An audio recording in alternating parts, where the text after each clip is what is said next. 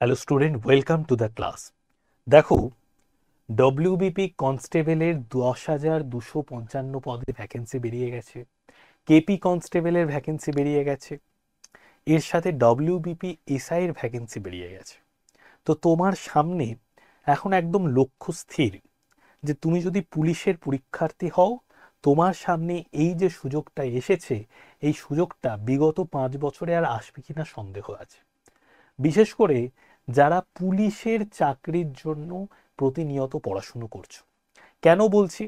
কারণ হিউজ সংখ্যক ভ্যাকেন্সি এবং তার সাথে সাথে তোমার যে এজ লিমিট, যারা 27-এর ঊর্ধ্বে চলে গেছিলে, যারা আনরিজার্ভ ক্যাটাগরির মধ্যে পড়ো, জেনারেল ক্যাটাগরির মধ্যে পড়ো, এবং যাদের বয়স হয়ে গেছিল 27-এর ওপরে, তারাও কিন্তু পরীক্ষায় বসতে পারবে। কারণ কারণ 30 বছর অবধি কনস্টেবল এবং এসআইয়ের কিন্তু বয়সটাকে বাড়িয়ে দেওয়া হয়েছে। সুতরাং এরকম যখন সুযোগ তোমার কাছে এসেছে, সেই সুযোগের সৎ ব্যবহার করা তোমার কর্তব্য। এইবার বিষয়টা কি, এই যে পুলিশের পরীক্ষার্থীরা যে বিষয়গুলো নিয়ে প্রথম থেকে যদি সচেতন হয়ে যায়, তাহলে তারা ঠিক লক্ষ্যে পৌঁছতে পারবে। দেখো, 100% তোমার দিক থেকে তোমাকে দিতেই হবে। কোনো কোচিং সেন্টার, কোনো টিচার, কোনো ইনস্টিটিউট, কোনো বই তোমাকে কিছু শিখিয়ে দিতে পারে না। তারা শুধু তোমাকে হেল্প করতে পারে। তুমি সেই সমস্ত বই, কোচিং সেন্টার, টিচারের কাছ থেকে হেল্প নিয়ে, তাদের পরামর্শ নিয়ে, তাদের কাছ থেকে নলেজ গেইন করে তুমি কিন্তু এই যে পুলিশের চাকরির যে পরীক্ষাগুলো, ডব্লিউবিপি এসআই, কনস্টেবল, সেই সমস্ত পরীক্ষা ক্র্যাক করতে পারো। এইবার পুলিশের পরীক্ষার্থীরা যে যে বিষয়ে প্রথম থেকে সচেতন হওয়া প্রয়োজন, সেইগুলো তোমাদের একবার প্রথম থেকে জানিয়ে দিই।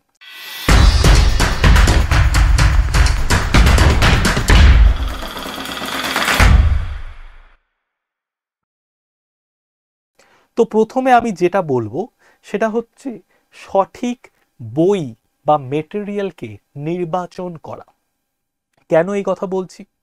কারণ একটা কথা প্রথম থেকেই আমি শুনে আসছি, মানে আমি যখন ছাত্র ছিলাম, তোমাদের মতো পড়াশুনো করতাম, তখন এটা আমার টিচার আমাকে বলেছিলেন যে 10টা বই একবার করে যদি তুমি পড়তে থাকো, তোমার মাথায় কিছুই বসবে না। তার থেকে একটা বই তুমি যদি 10 বার পড়ো, তোমার মাথার মধ্যে ওটা গেঁথে যাবে। দেখো, নতুন কোনো প্রোডাক্ট যদি আমরা কিনে নিই, ধরো তুমি একটা নতুন মোবাইল কিনেছো, এবার মোবাইলটা কেনার পরে তোমার খুব এক্সাইটমেন্ট থাকে যে মোবাইলটায় কি আছে, ঘেঁটে দেখো মোবাইলটার মধ্যে কি কি ফিচার্স আছে, ক্যামেরাটা কতটা ভালো, আরও 4-5 জন 10 জন বন্ধুদেরকে দেখাও, সেটা যত দামি মোবাইল হোক না কেন। তারপরে 1 সপ্তাহ চলে গেলে ওটা যখন পুরনো হয়ে যায়, তখন মন আর কিন্তু সেই মোবাইলটাকে নিয়ে আর এক্সাইটমেন্ট থাকে না মনের মধ্যে। বই জিনিসটাও সেরকম। ধরো বাজারে নতুন একটা বই এলো, বইটা খুব রংচঙে, খুব সুন্দর, খুব দারুণ দেখতে, বইটা নিঃসন্দেহে ভালো। কিন্তু তুমি এতদিন ধরে একটা জিএস এর জন্য বই পড়তে, আবার একটা বই চলে এসছে, এইবার তুমি কি করলে, ওই বইটাও কিনে নিলে। তারপরে আবার 3-4 মাস পর দেখলে যে এই ইনস্টিটিউট থেকে নোট পাওয়া যাচ্ছে, যেখান থেকে কমন আসছে। কমন সমস্ত জায়গা থেকে আসে, পুলিশের পরীক্ষায় কমন যে কোনো বই থেকে আসে, ঠিক আছে?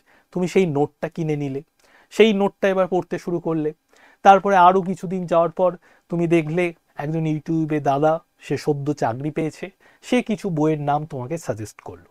তুমি বললে যে বাহ, এই দাদা তো এই সমস্ত বই পড়েই চাকরি পেয়েছে, সুতরাং আমি যদি ওই বইগুলো পড়ি তাহলে আমিও পাশ করে যাব। এই রকম করে কি হয় যে তুমি যে কোনো একটা বইয়ের মধ্যে ফিক্সড থাকতে পারো না।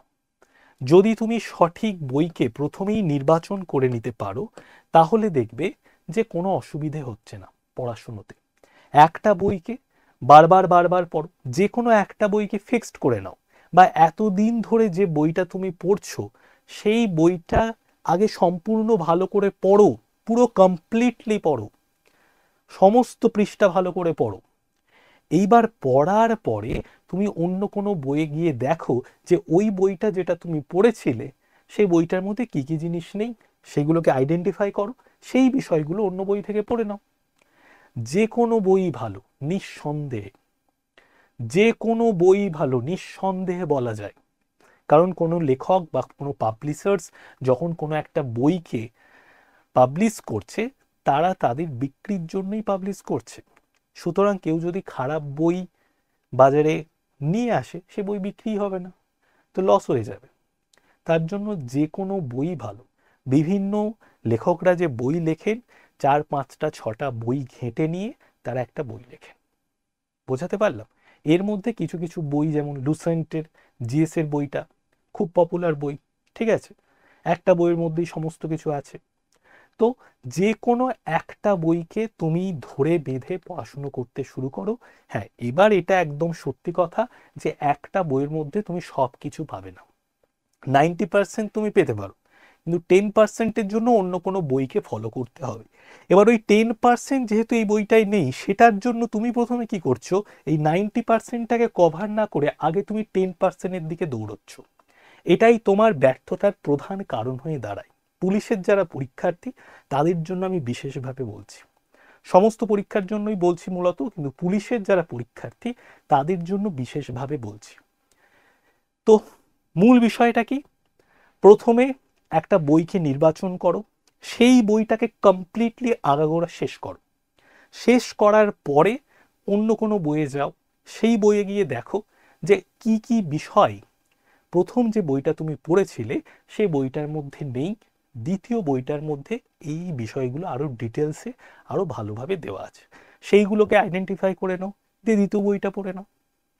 ঠিক আছে, দ্বিতীয় বইটা যখন এইভাবে কমপ্লিট হয়ে গেল, 3 নম্বর আরেকটা বইয়ে চলে যাও, সেই বইটাই গিয়ে দেখো যে কোন কোন বিষয়গুলো 1 নম্বর আর 2 নম্বর বইতে কভার করা ছিল না, কিন্তু 3 নম্বর বইতে কভার করা আছে।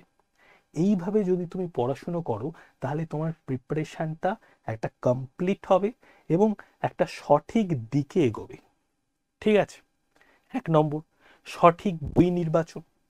এবার এর সাথে সাথে আমি আরও একটা জিনিস বলবো, সঠিক বই বা মেটেরিয়াল নির্বাচনের সাথে সাথে সঠিক টিচারকে নির্বাচন করা। কেন এই কথা বলছি, দেখো, এটা খুবই সত্যি কথা। আমরাও যেমন পড়াচ্ছি, সেরকম অনেক ইনস্টিটিউশনই কিন্তু পুলিশের জন্য পড়াচ্ছে, পুলিশের ফ্রি ক্লাস ইউটিউবে প্রোভাইড করছে। এইবার বিষয়টা গিয়ে কি, যে তুমি আগে দেখো যে কোন টিচারের কথা তোমার বোধগম্য হচ্ছে, কোন টিচারের কথা তোমার ভালো লাগছে, কোন টিচারের কাছ থেকে তুমি পড়া বুঝতে পারছো। ধরো আমি রিজনিং পড়াই, এইবার রিজনিংয়ে আরও অনেক টিচাররা আছেন, তো তুমি হয়তো আমার কাছ থেকে রিজনিংটা খুব ভালো বুঝতে পারছো, তাহলে আর অন্য কোনো টিচারের কাছে যাওয়ার দরকার নেই, আমার কাছ থেকেই রিজনিং শিখবে। এইবার ধরে নাও অন্য কোনো টিচারের কাছ থেকে তার ক্লাস আগে তুমি করেছো, তার ক্লাস তোমার ভালো লেগেছে এবং সেখান থেকে তুমি রিজনিং বুঝতে পারছো, সুতরাং আমার ক্লাস আর দেখার দরকার নেই, তুমি সেই টিচারের রিজনিং ক্লাস করবে। একই রকমভাবে ধরো বিএসসিআই কম্পিটিটিভে সৌরভ স্যারের ম্যাথ ক্লাস তোমার খুব ভালো লাগে, সৌরভ স্যারের ম্যাথের ক্লাসতেই তোমার ম্যাথের যে জটিলতা সেটা অনেকটা ক্লিয়ার হয়েছে। এবার তুমি কি করবে, যে সৌরভ স্যারেরই ম্যাথ ক্লাস ফলো করবে, অন্য কোনো টিচারের ম্যাথ ক্লাস অতটা ফলো করার দরকার নেই। কেন এ কথা বলছি, যে কোনো একজন টিচারের পরামর্শ নিয়ে, কারণ প্রচুর ভিডিও ইউটিউবে আছে, সমস্ত ভিডিও দেখা তোমার পক্ষে পসিবল নয়। আজকে এই স্যারের একটা ভালো ভিডিও দেখে নিলাম, কালকে ওই টিচারের একটা ভালো ভিডিও দেখে নিলাম, সব টিচারই সমান, 19-20 একটু পার্থক্য থাকে, কোনো কোনো টিচার কোনো কোনো ছাত্রের কোনো কোনো টিচারকে বেশি ভালো লাগে।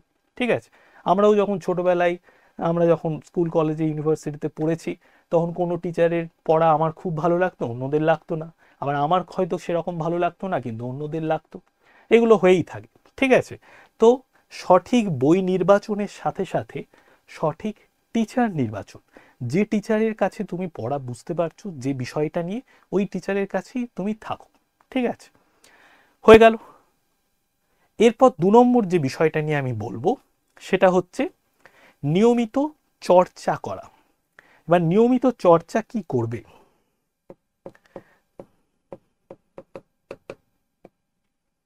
তো নিয়মিত চর্চা করার মধ্যে যে দুটো সাবজেক্ট আমি বলবো, অলরেডি তোমরা জানো যে ম্যাথ আর রিজনিং, এই ম্যাথ আর রিজনিং এই দুটো সাবজেক্ট কিন্তু ওয়েস্ট বেঙ্গল পুলিশের পরীক্ষায় খুব ইম্পর্টেন্ট সাবজেক্ট।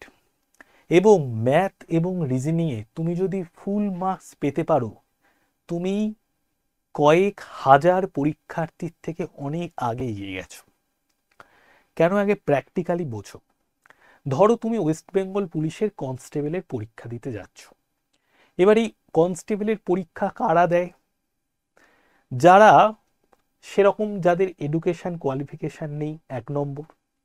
যারা বেশিরভাগ সায়েন্সের যারা স্টুডেন্ট তারা তো বেশ ভালো পড়াশুনোই হয়, যারা অনেকেই আসে যারা আর্টসের ব্যাকগ্রাউন্ড থেকে আসে, তাদের কাছে কিন্তু ম্যাথটা অতটা স্ট্রং নয়।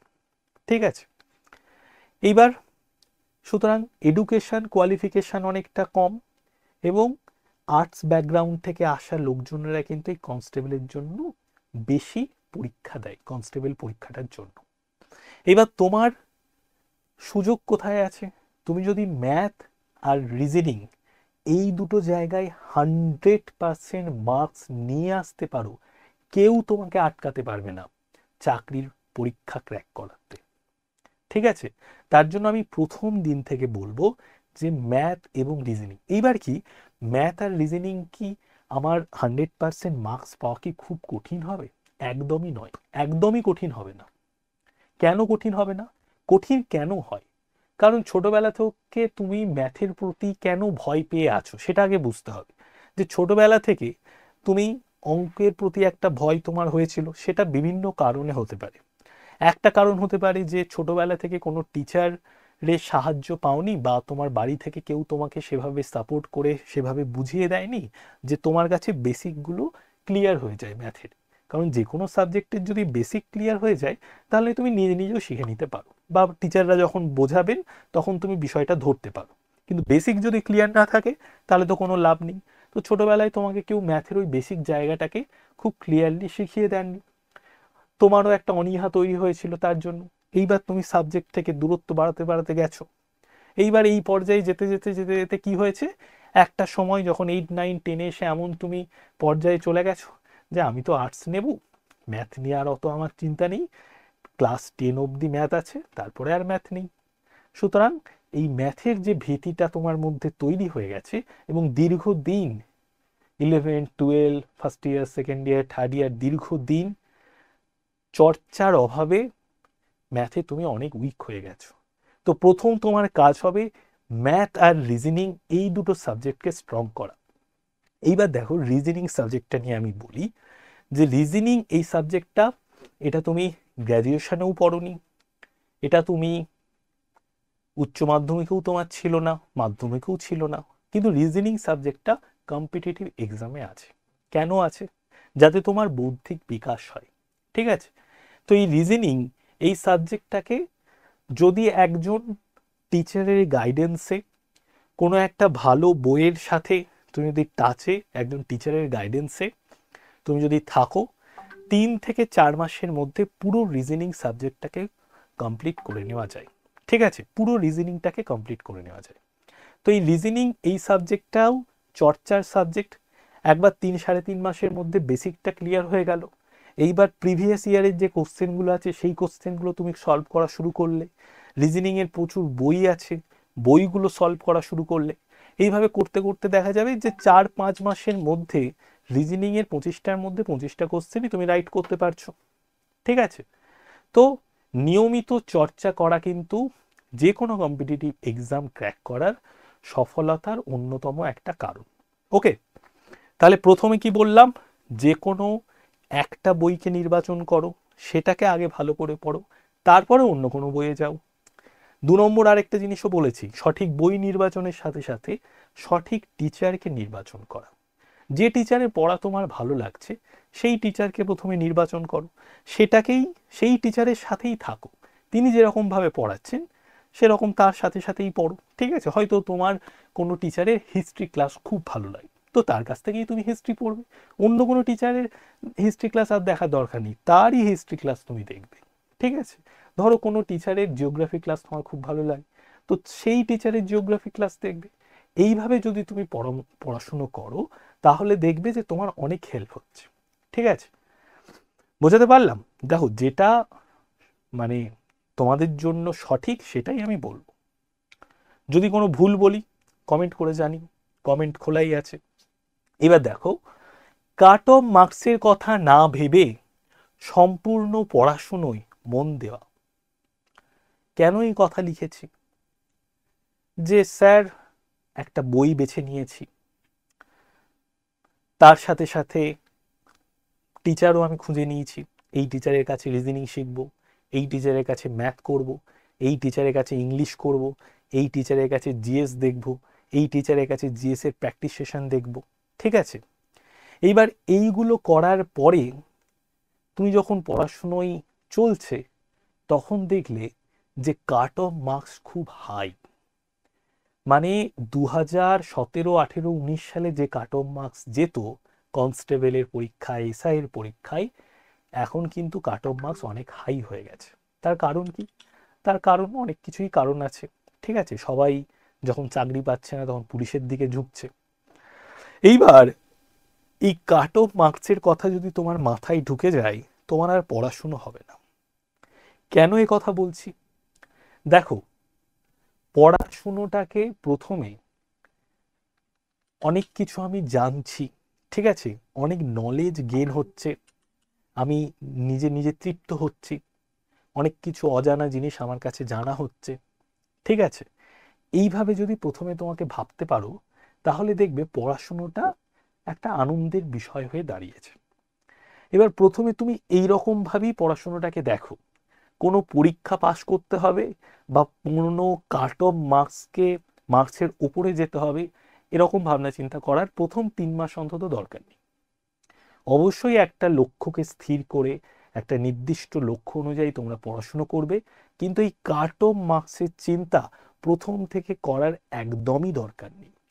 আগে তোমার 5-6 মাস প্রিপারেশন হোক, প্রিপারেশন হওয়ার পরে এইবার যখন তুমি মক টেস্ট দিচ্ছ, যখন প্রিপারেশন প্রায় 90% কমপ্লিট হয়ে গেছে, দেখো 100% প্রিপারেশন কোনো দিনই সম্ভব নয় যে তুমি 100% প্রিপেয়ার হয়ে যাবে কোনো পরীক্ষার জন্য।